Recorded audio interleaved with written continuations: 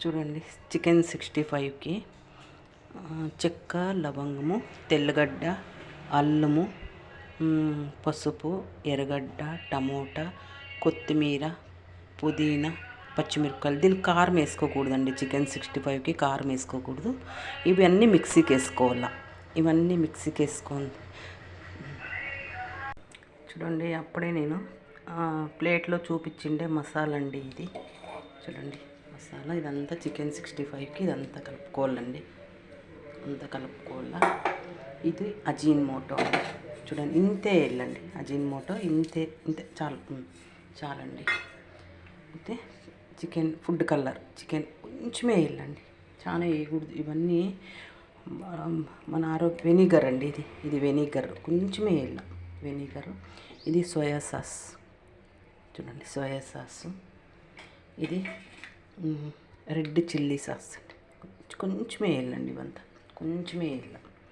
ఇవంతా కొంచెం వేసి అంతా కలుపుకోవాలండి. అంతా కలుపుకోవాలండి. ఇట్లా అంతా కలుపుకోవాలా.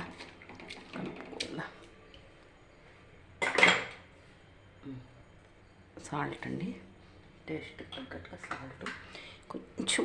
ఇది ఫుడ్ కలరు ఎక్కువ వేయకూడదండి ఎప్పుడే కానీ. మన బాడీకి, మన శరీరంకే డేంజర్ అండి ఇవంతా తింటే. 3 నెలలకో 4 నెలలకో మసాలా కూరలు ఎక్కువ తిని బేజారు అయినప్పుడు ఇట్లా చికెన్ 65 చేసుకోవచ్చండి, బాగుంటుంది. ఇది కూర చేసినప్పుడు రెడ్గా ఉంటుందండి. ఇది కూర చేసినప్పుడు రెడ్గా అవుతుందండి బాగా. ఒక అరగంట 3/4 గంట నానబెట్టాలండి. ఇట్లా కలిసి ఇట్లా నానబెట్టాల.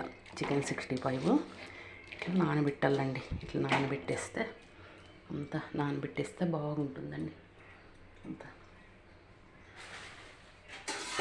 ఇట్లా కలిసి నానబెట్టాలి. అన్నీ వేసినాం కదా లిక్విడ్, అంతా వేసి నానబెట్టాలి. మామూలు మసాలా కూరకండి ఇవన్నీ కొబ్బరి వదిలేసి ఇవన్నీ వేయించుకోవాలండి. ఇవన్నీ ధనియాలు, కొన్ని మెంతులు, జీలకర్ర, మిరియాలు ఇవన్నీ వేయించుకోవాలా. ఇవి తెల్లగడ్డలు, అల్లము, చెక్కలము, ఇవన్నీ. ఇది పసుపు, నిమ్మకాయ పిండాలండి చికెన్లోకి. ఇది మిక్సీకి వేసుకోవాలి, సపరేట్గా మిక్సీకి వేసుకోవాలండి. ఇది చూపించినాను కదండి. ఇది వేసి మళ్ళీ సాల్ట్ వేసి మళ్ళీ నిమ్మకాయ పిండేసి ఇది టమోటా కూర వేసేసి నానబెట్టేయాలండి. నానబెట్టి ఇవి మిక్సీకి వేసుకొని తిరుగుబాతుకి వేసుకోవాలండి. ఇవి కొబ్బరి ఇదంతా తిరుగుబాతుకి వేసుకోవాలి. చికెన్ 65 ఇలా. దీనికి కారము చూసుకొని వేయాలండి. ఇది ఇంకా అయిపోయినట్టే. కారము అప్పుడే తిరుగుబాతుకి పచ్చిమిరపకాయలు వేసినానండి. కారం చూసుకో.